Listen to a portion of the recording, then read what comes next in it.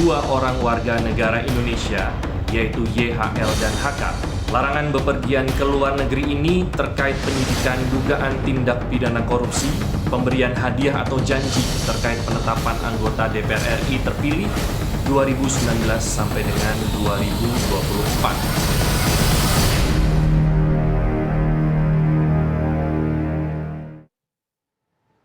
Dua elit PDIP dicekal Komisi Pemberantasan Korupsi KPK untuk tak bepergian ke luar negeri. Hasto Kristianto dan Yasona Lauli tersangkut kasus suap pergantian antar waktu PAW Harun Masiku.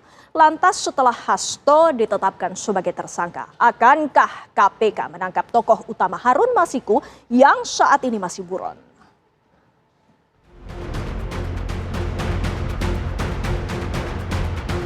Perkara dugaan tindak pidana korupsi yang dilakukan oleh tersangka HK dan kawan-kawan, yaitu dengan sengaja mencegah, merintangi atau menggagalkan secara langsung atau tidak langsung penyidikan perkara dugaan tindak pidana korupsi terkait penetapan anggota DPR RI terpilih 2019-2024.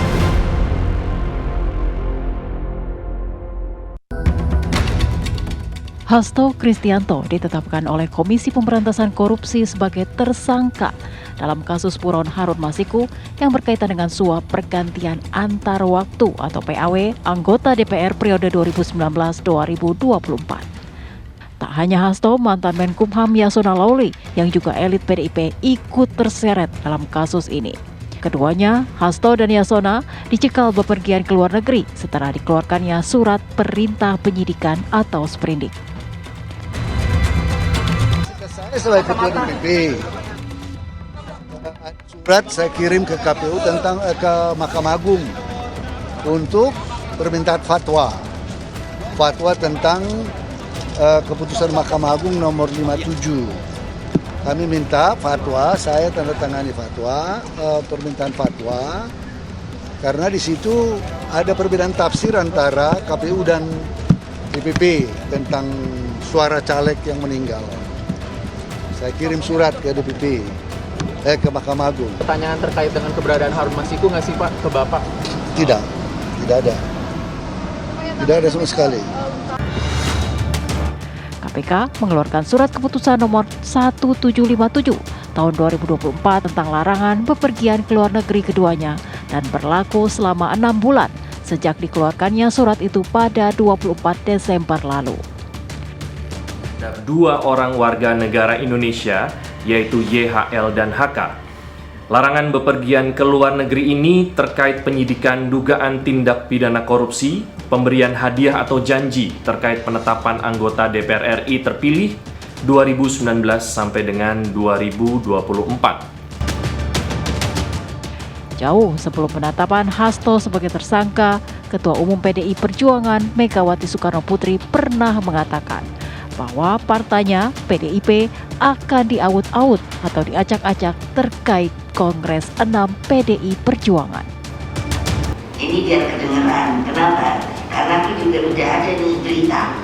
Nanti di Kongres, karena sekarang kurang bisa berhasil, katanya di Kongres juga mau diaut-aut. Saya sengaja nih supaya pada kedengeran. Dah. Coba kamu mau aut-aut partai saya.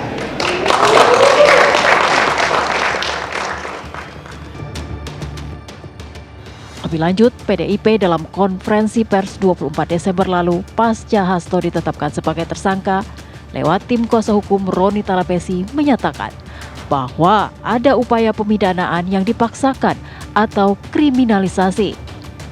Mengingat tak ada bukti baru dari pemeriksaan lanjutan yang dilakukan selama tahun 2024 yang berkenaan dengan kasus buronnya Harun Masiku. Lantas, di manakah keberadaan Harun Masiku saat ini? Buron sejak tahun 2020 yang menjadi tokoh utama dari kasus suap PAW. Dan seperti apa perjalanan kasus pergantian antar waktu ini sehingga KPK terkesan terlambat menetapkan Sekjen PDIP itu sebagai tersangka.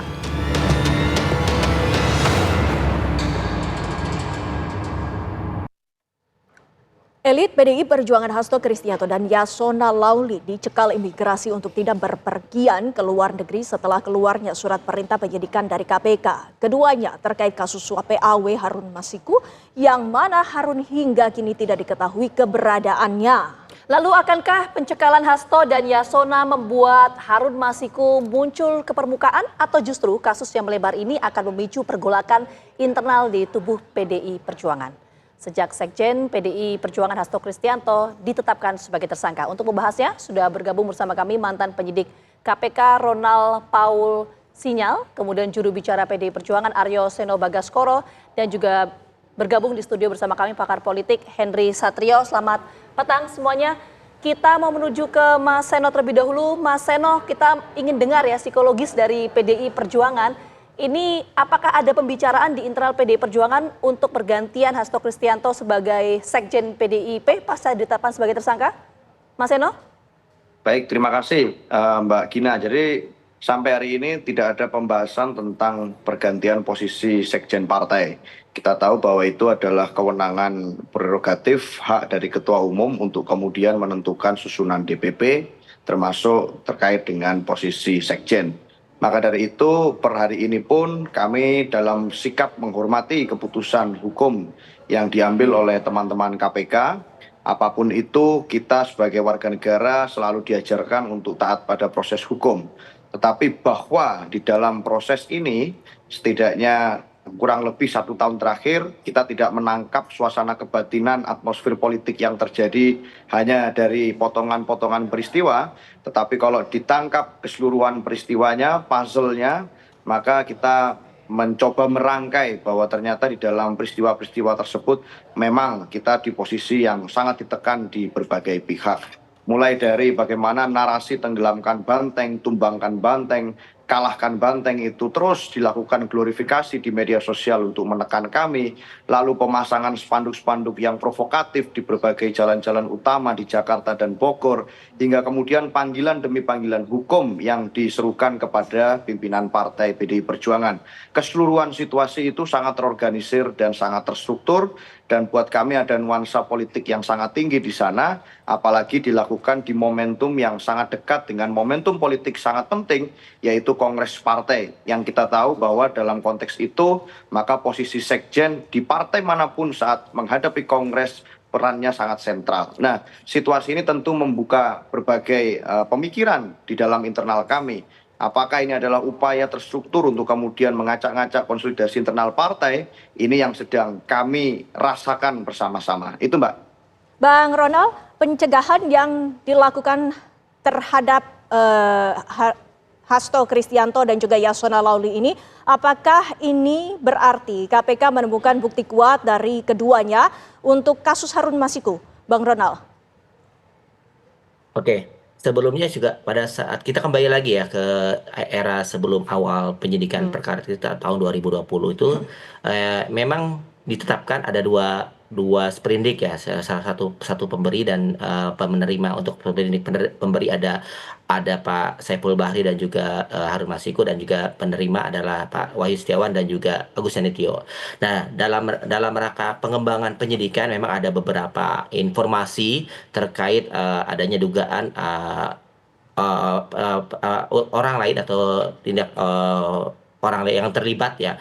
Mungkin sebenarnya pada saat itu seperti yang disampaikan oleh beberapa rekan saya juga, contohnya Bang Novel dan juga rekan-rekan lainnya, ada dugaan keterlibatan dari tersangka lainnya yang udah mau diajukan dari tahun 2020 atau 2021 awal namun tapi terhambat dengan adanya kepemimpinan KPK pada saat itu, dan mungkin pada saat era sekarang penyidik yang menjalani perkara tersebut baru berani menetapkan salah satu tersangka ya, yang sekarang udah disebutkan oleh Pak Setio sebagai Ketua KPK ya, salah satunya mungkin Pak HK ini sendiri gitu ya. Ya, jadi mungkin ini udah melalui prosedur yang panjang. Jadi kalau dibahas apakah ini politik atau enggak, yang pengalaman saya ini mungkin melalui prosedur hukum yang dilakukan oleh seluruh penyidik yang menjalani proses perkara Harun Masiku itu sendiri. Begitu, Mbak. Oke, kita menuju ke Mas Hensa. Mas Hensa, kok tadi kan Mas Seno menyampaikan tidak ada pembahasan soal pergantian Hasto sebagai Sekjen pasal ditetapkan sebagai tersangka. Ini apakah artinya merepresentasikan sikap politik dari Ketua Umum PDI PDI Perjuangan Bu Mega, karena kita tahu kultur di PDIP itu kan rampak barisan, semua ikut arahan Bu Mega. Iya, tapi dalam pergantian sekjen di tengah jalan itu memang jarang sekali dilakukan bahkan seingat saya belum pernah dilakukan oleh PDI Perjuangan.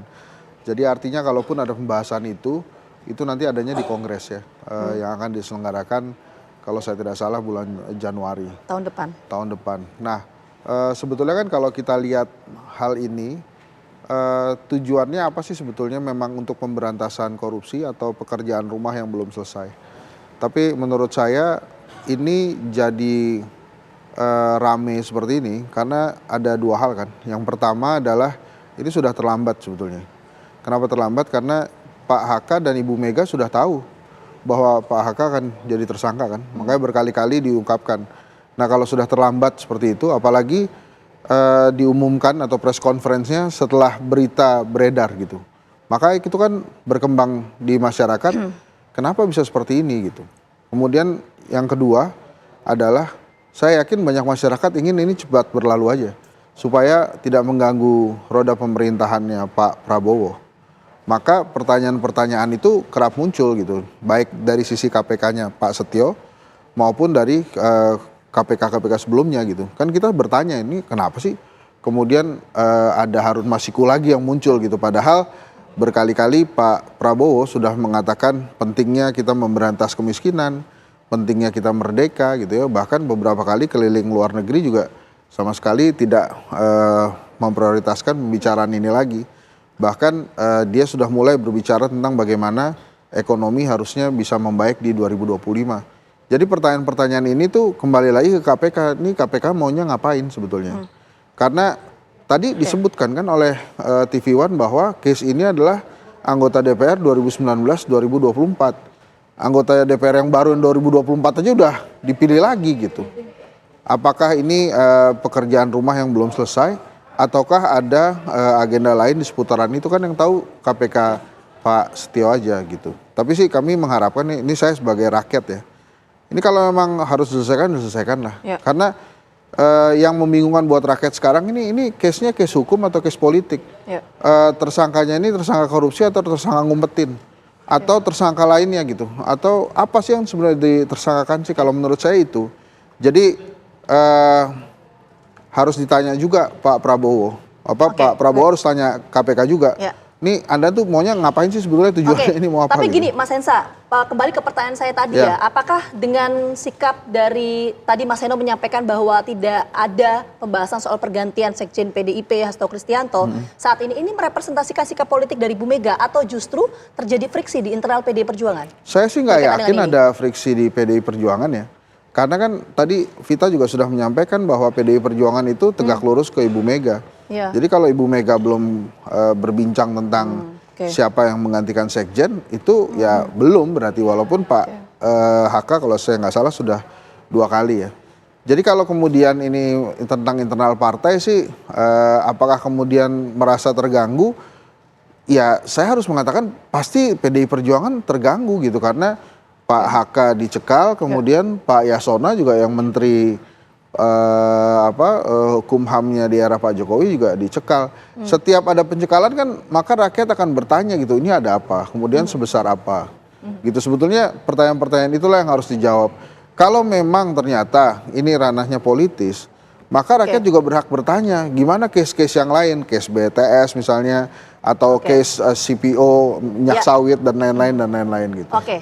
Jadi proses hukumnya seperti apa ya Widya, itu jadi pertanyaan juga ya.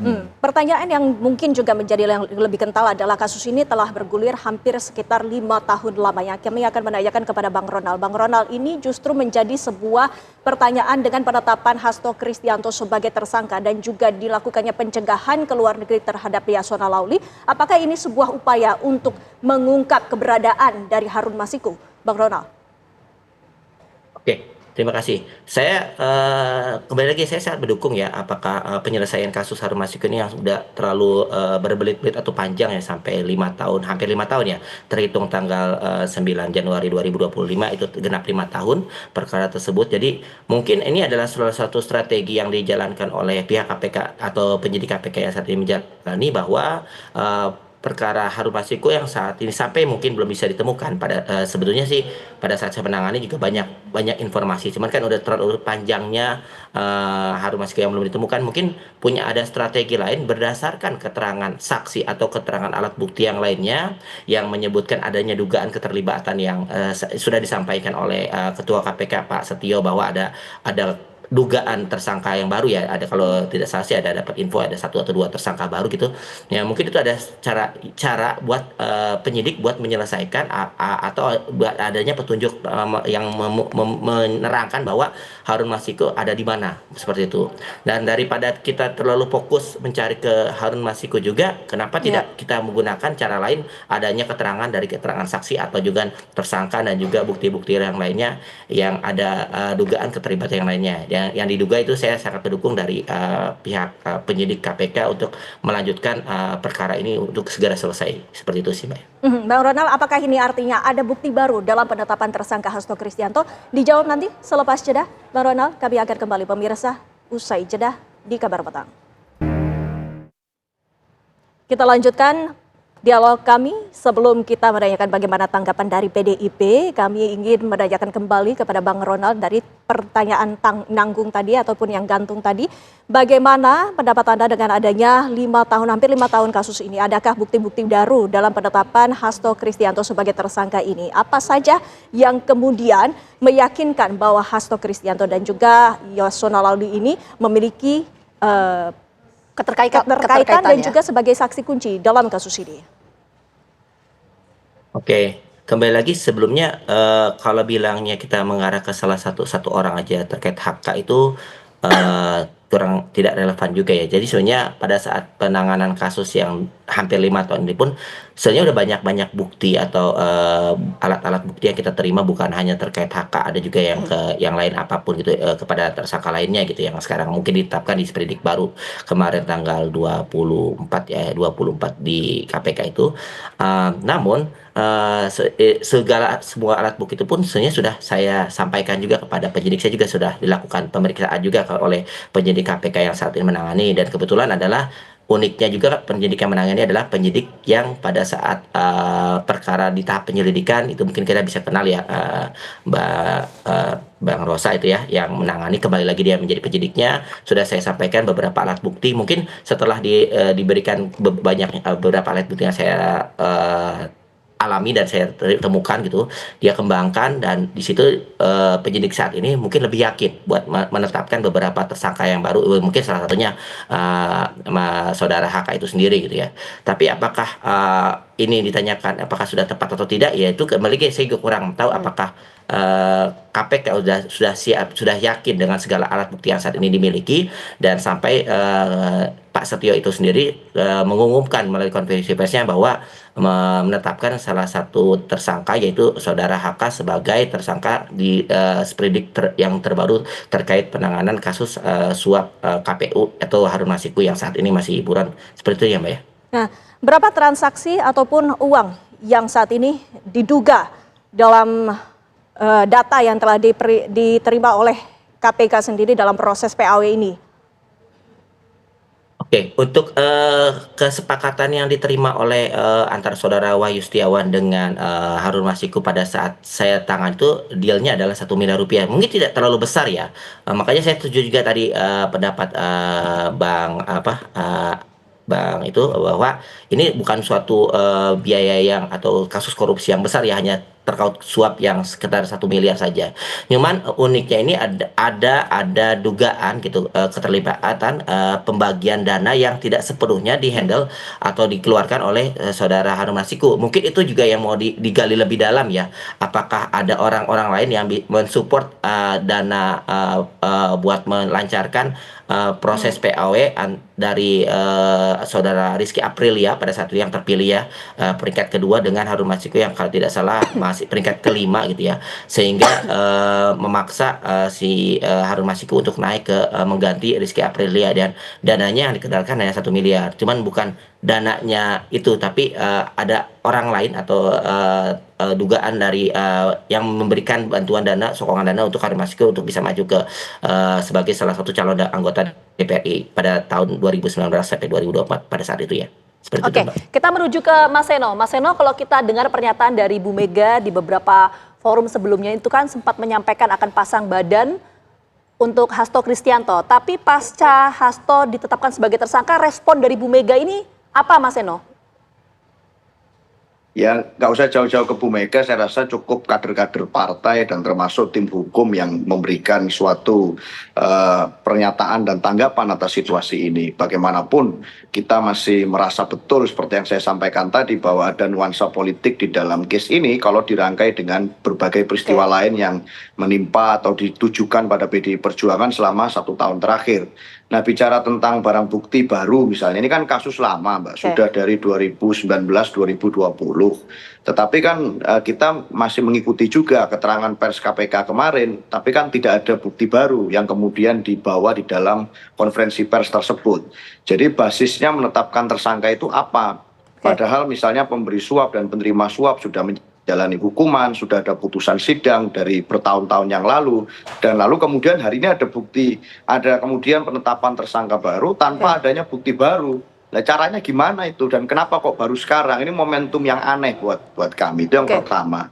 Lalu dari penjelasan, yang kedua dari penjelasan Pak Ketua KPK kemarin, dari 4 poin yang disampaikan, buat kami ada 2 poin yang itu kemudian menggelitik ya. Yang pertama adalah tentang penetapan DCT, daftar caleg tetap, yang katanya Harun Masiku itu dari Toraja lalu ditetapkan di dapil yang lain. Buat kami itu aneh karena di mana-mana basis penetapan caleg di partai politik itu tidak berdasarkan tempat tinggal atau tempat lahir, tapi memang dari berbagai pertimbangan, dan saya rasa partai politik manapun itu juga melakukan hal yang sama. Orang nyalek tidak harus selalu dari daerah rumah tinggalnya. Lalu yang kedua poinnya kemudian mengatakan bahwa Wahyu Setiawan itu adalah kader partai. Ini juga aneh. Anggota KPU itu kan ditetapkan melalui proses seleksi, melalui tim seleksi yang kemudian ditetapkan melalui Kepres. Maka yang menetapkan tidak bisa, ada persyaratannya jelas, harus tidak boleh anggota partai politik itu menjadi anggota KPU. Nah, itu lalu dikatakan seperti itu. Buat saya ini pernyataan yang juga cukup fatal yang disampaikan kemarin. Lalu yang terakhir, yang ketiga yang buat kami janggal juga adalah tentang bocornya sprindik. Sampai hari ini kami masih mencari tahu ya. Itu kok bisa sprindiknya kemarin itu tanggal 24 bocor duluan pagi hari.